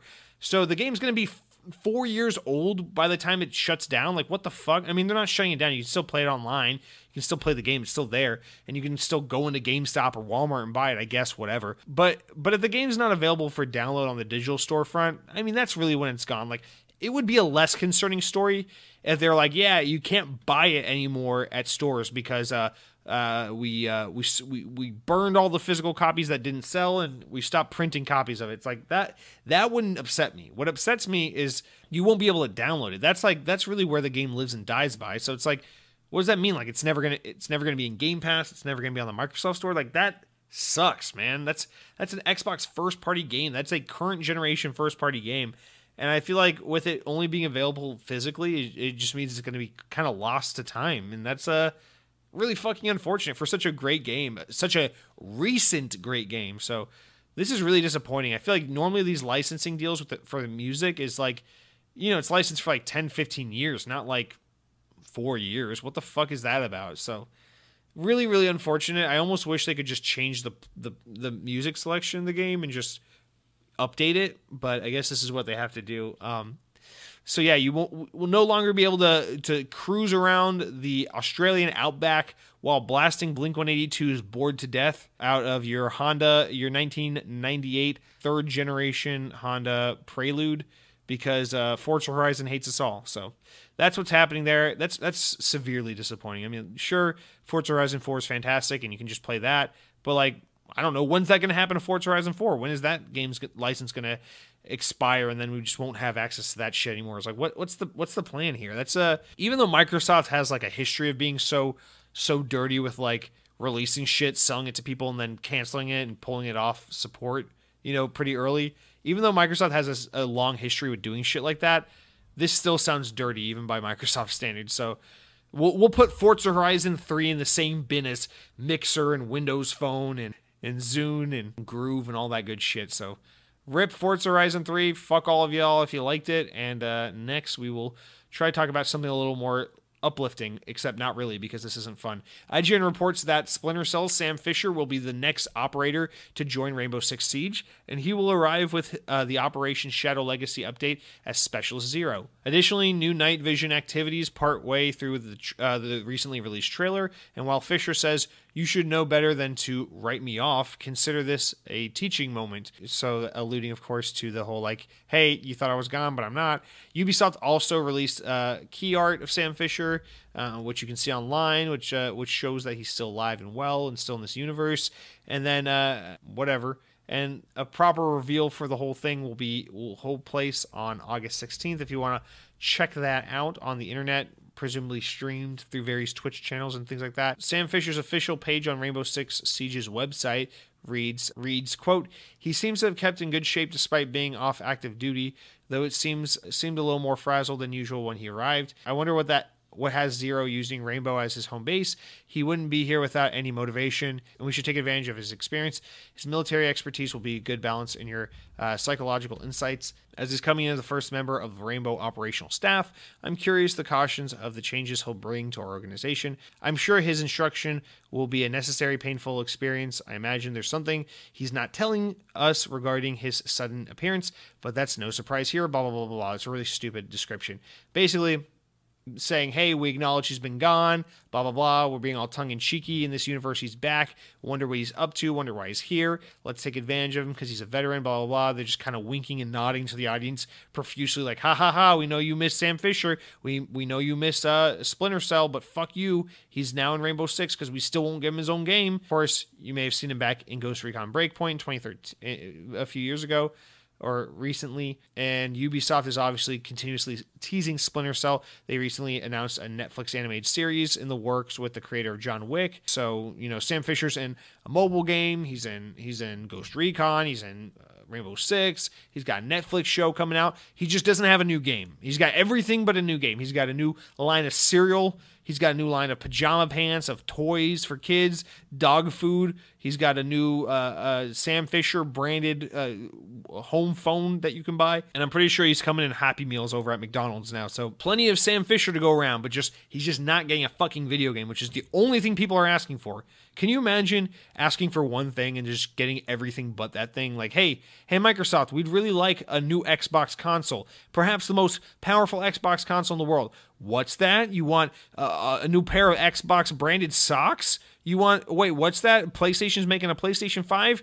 Well, here's a fucking Xbox cake topper that you can put on. It's good for any occasion. Bar mitzvahs, weddings, birthdays. It's got the Xbox logo you can put on a cake. What's that? The PlayStation 5 has sold 8 billion units? Okay, well, we don't have a new Xbox console, but here's a commemorative Xbox pencil holder so you can hold all your favorite pencils and you can stick them up your ass while you don't get a new Xbox console. And so basically, like, take that kind of train of thought and use that to understand that that's what Ubisoft is doing with Splinter Cell. They're saying, you want a new Splinter Cell game? Well, here's everything but that.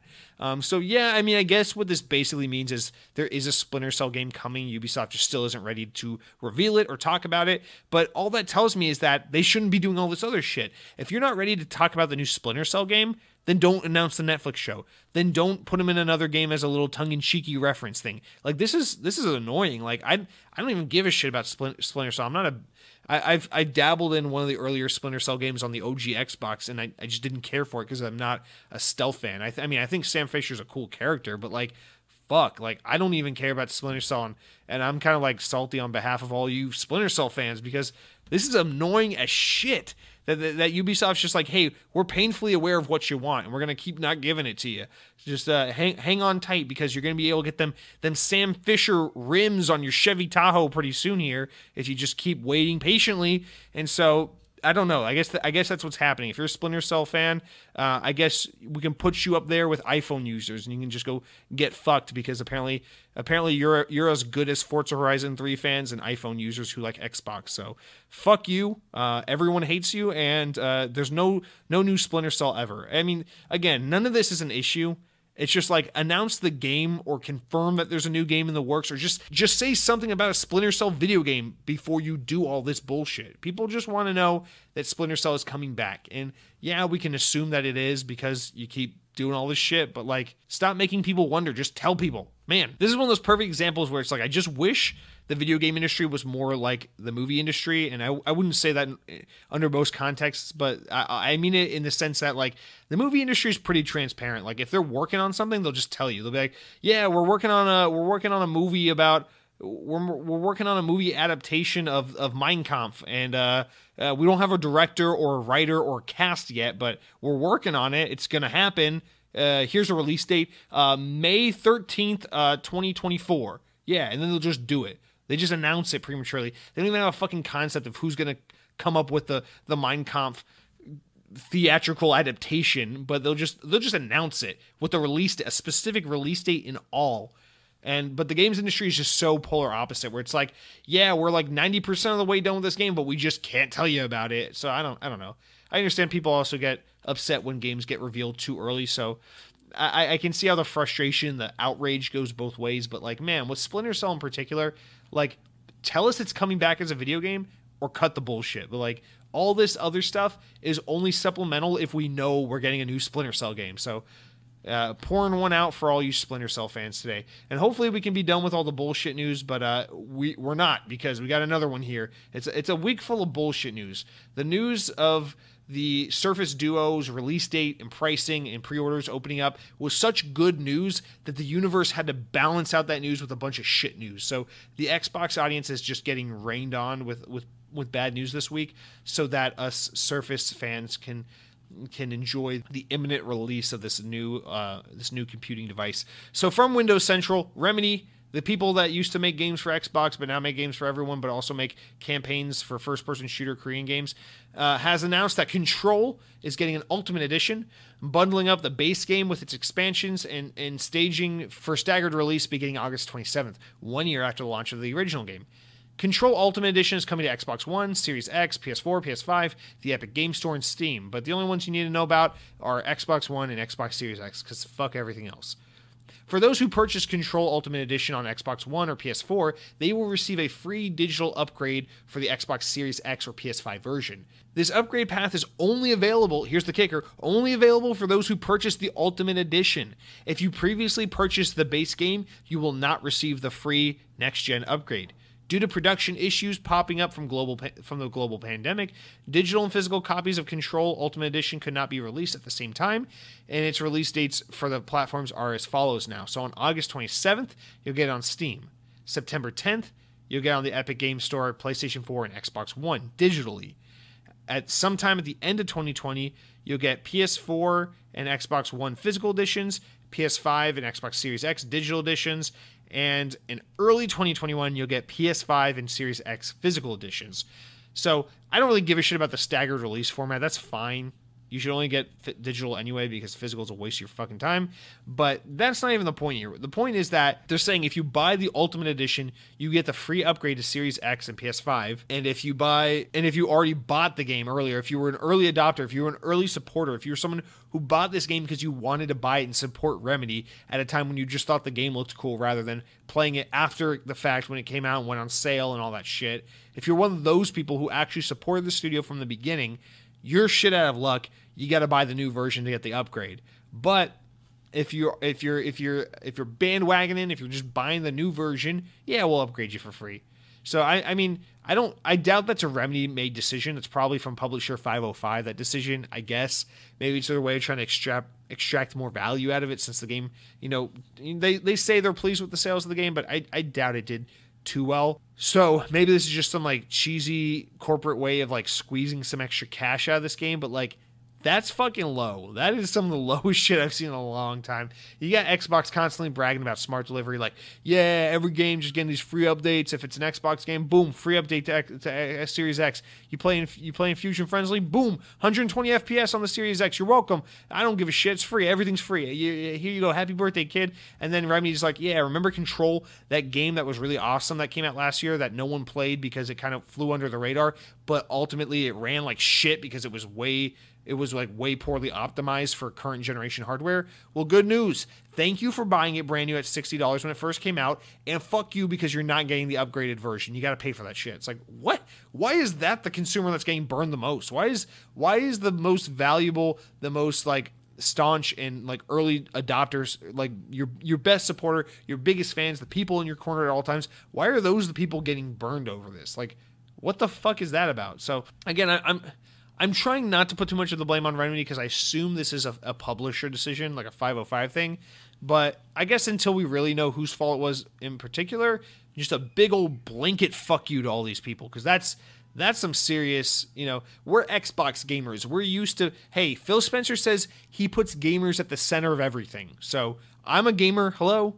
So I want to be put at the center of everything. I want to be at the center of your fucking universe, Remedy. And if you don't fucking give me the Ultimate Edition upgrade for free on my Xbox Series X because I bought the game on sale for $30 about 4 months ago, then that's just bad business. That's just being real shitty. This is super anti-consumer, and it's really unfortunate because Remedy's a developer I really respect and love, and it's just super unfortunate to see them kind of behind, or maybe not behind, but at least involved with one of the like most egregious anti-consumer, like, fuck you things that we've seen happen in gaming in a while, I guess.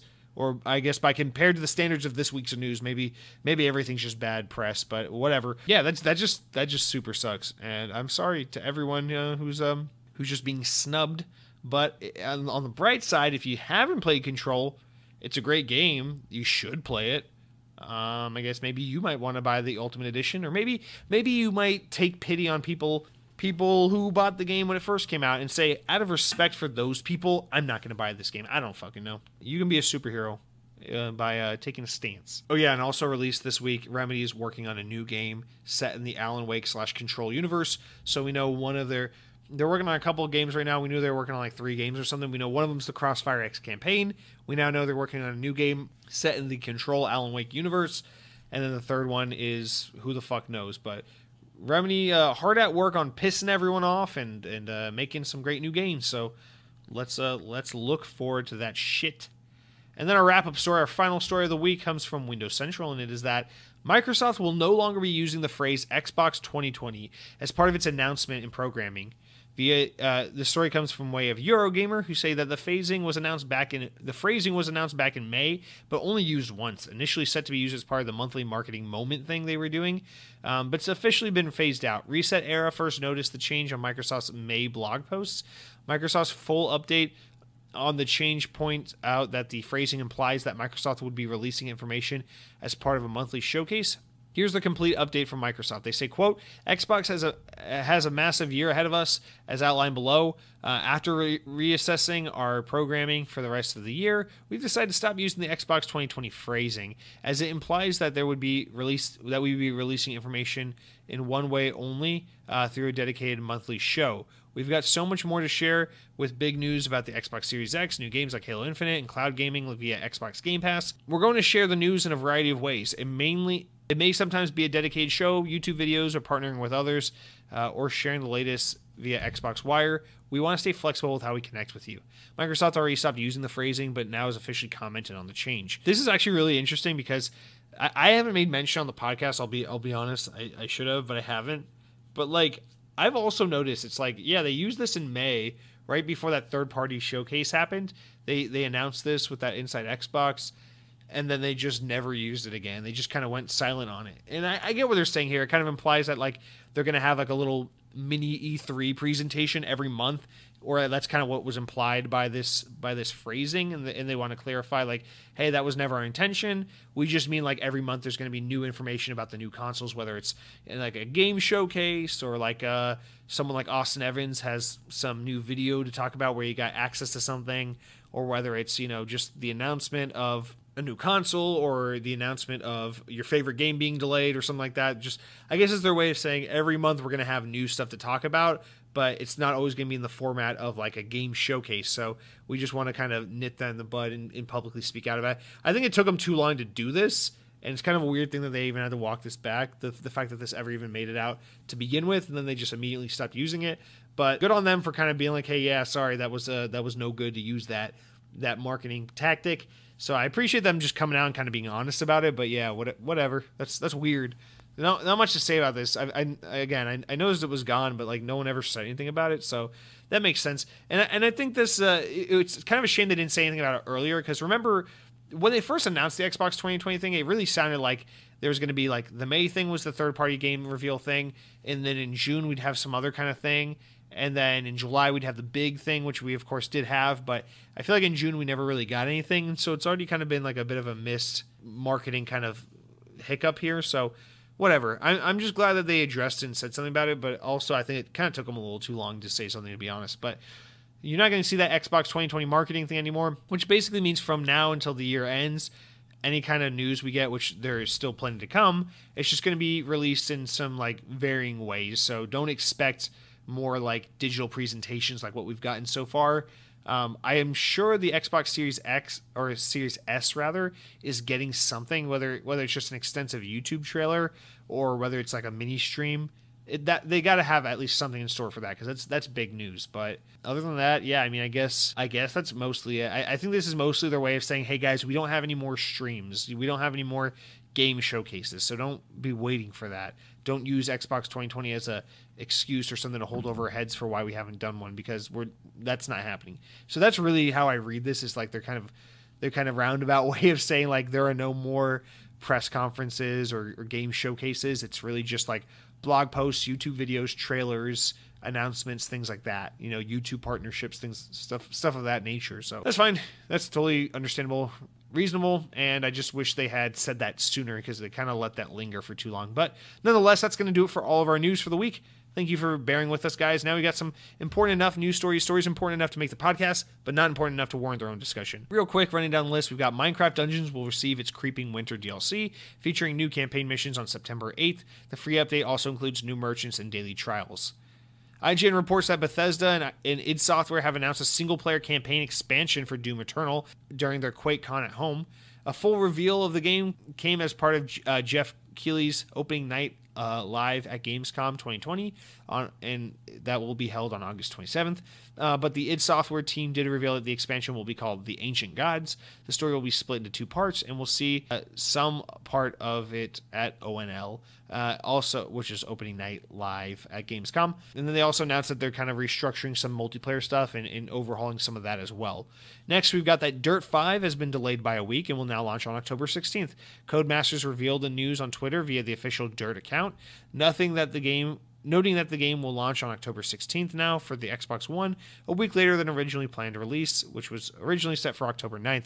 That's fine. My only hope there is that that doesn't really affect the Xbox Series X launch, which I guess shouldn't be because that's going to be sometime in November. But next one here is that IGN reports Call of Duty 2020 will be getting a tease on August 14th, but the game is not expected to be fully revealed on that day. Rather, we'll just be getting a piece to the puzzle, furthering the frustration about the game's concerning absence. And lastly, GDC 2021 dates have been announced, and of course, thanks to COVID, the event will be handled differently, mostly digitally.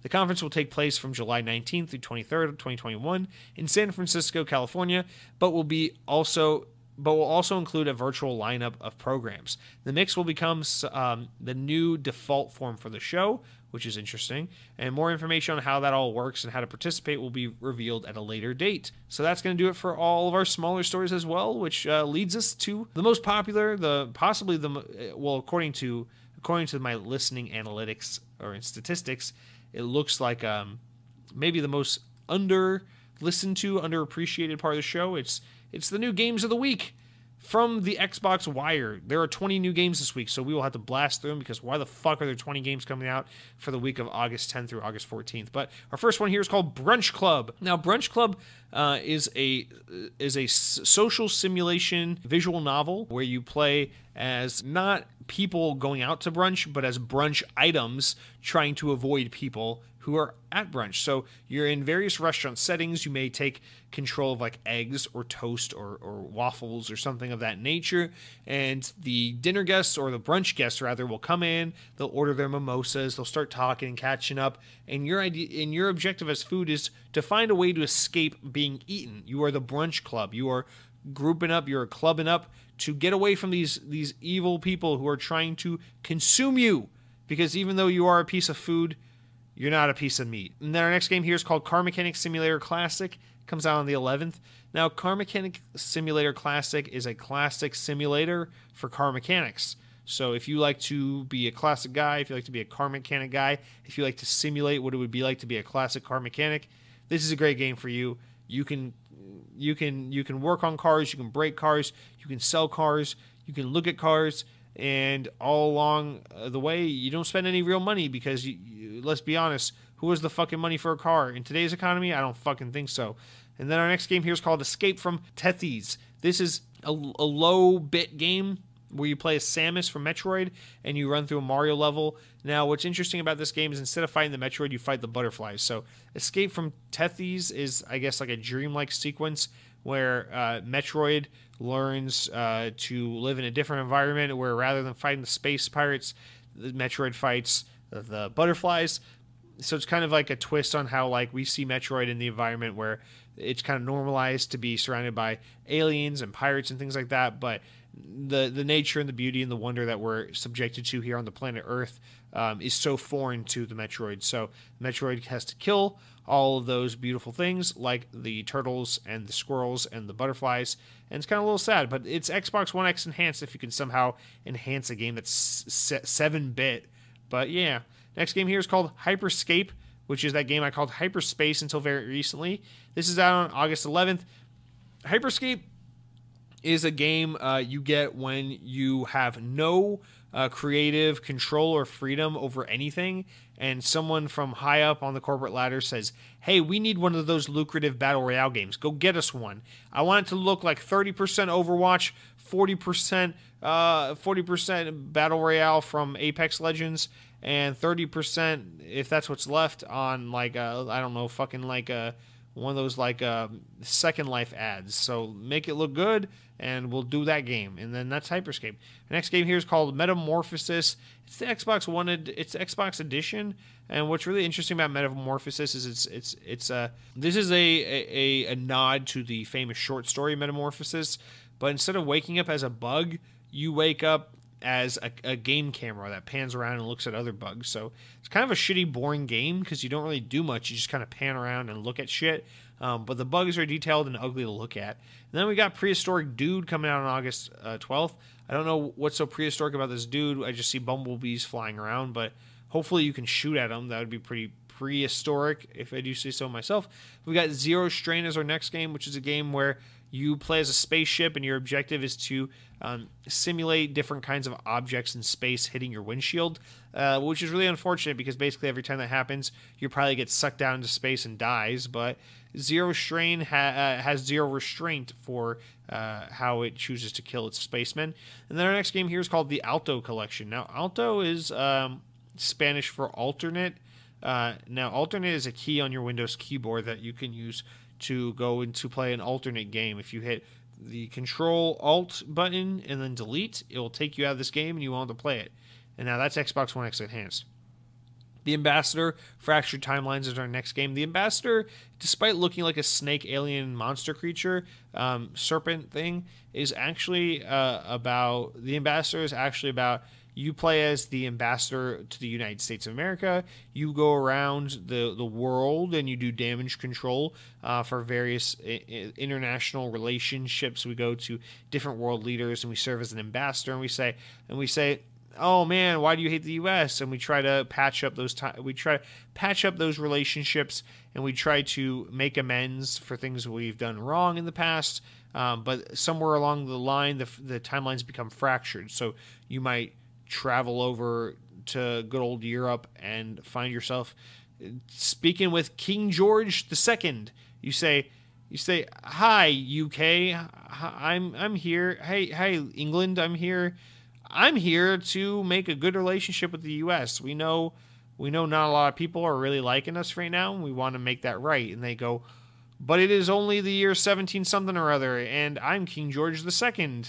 Or whatever year it is that he was alive. And then you're like, oh shit, the timelines have been fractured. So that's why it's called the Ambassador, Fractured Timelines. Our next game here is called Boomerang Foo, which is a really dumb game, but you basically play as the Brunch Club. This is their game for after they've made it out of the brunch restaurant, and this is when they make it to the public park, and now they're trying to escape the many children that are running around the playground trying to pick them up and eat them and put them in their mouths and do things children do. The next game here is called Darkestville Castle. This looks like a point-and-click adventure game, but where the art is really ugly. And our next game here is called Faria. This is a Rubik's Cube game with like shapes and hexagons. Kind of looks like a board game, so that's boring. And then Through the Darkest of Times is a game about surviving the Great Depression and then immediately having COVID unleashed on the world. And then Bite the Bullet comes out on August 14th. This is a game where people try to you play as multiple civilians and people shoot at your face, and your objective is to try and stop the bullet by biting it, before it can get you in the face. And so it's intense. I'm not gonna lie, it's you miss once and you're fucking dead. But if you can stop the bullet with your teeth, if you can bite it before it hits you and blast through your face, that's satisfying. That's a very rewarding victory, very sweet victory. And then our next game here is called Cooking Simulator. This is pretty much just the car mechanics simulator, but the cars are replaced with cheeseburgers. And then the next game here is called Dying Light Hell Raid, which is like a medieval version. It's like a Skyrim version of Dying Light. It's when you announce a game like Dying Light 2 and you still can't get it out in under 20 years, so you just keep making DLC for that first game instead. And then our next game here is called EA Sports UCF 4. This is a very violent game. This is the kind of game that Apple might not allow on their App Store because they can't control or rate the content of how violent it is. There's a lot of fighting. And the next game here is called Explorer of the Night. I'm pretty sure it's about a prostitute, Explorer of the Night. So that game's probably rated AO. And then we got Lynn, Path of Orchids. This is a very ugly game. Orchards are pretty, and this game is ugly. And then Of Tanks and Demons 3 is like Of Mice and Men meets Tanks, except the graphics are shit and the game looks like shit. And that's going to do it for all of our new games for the week, guys. Hey, I just want to say thank you so much for sticking through all the way to the end. And as a reward for sticking through the end, I'm going to remind you of what the games with gold are. Hey, do you remember Portal Knights? Neither do I. It's available for the rest of the month on Xbox One. Override Mech City Brawl? Yeah, you can't wait for that to come out on August 16th through September 15th on the Xbox One. What about on the OG Xbox side, since there's no 360 games this month? Well, we got MX Unleashed. It's available until the 15th, so download that now, you dolt. You're about to run out of time on that one. And you know what? I played that. It wasn't fun. It doesn't hold up. Red Faction 2 is available beginning on the 16th and running through the rest of the month. So you can play that. My brother says that's the bad one, so apparently you guys don't like that one. And that's going to do it for the whole show, guys. Remember, power your dreams, guys. That's what Microsoft says. That's what Xbox says. They say power your dreams. Remember, if you're one of those people that says, hey, I'm not going to buy the Xbox Series X because it doesn't have any exclusive games coming to it, then I'm just going to tell you straight up, you don't have very powerful dreams. If you're satisfied with your PC or streaming on xCloud or using your Xbox One, those are low-powered things compared to the Xbox Series X. The Series X is a very powerful machine, so if you're not going to buy a Series X, that just tells me, yeah, you're going to power your dreams, but your dreams don't require that much power because you don't have powerful dreams. And that's fucking sad that you don't dream big. So remember, guys, if you're a real Xbot, you're going to get a Series X so you can power your dreams. Eric, take it away.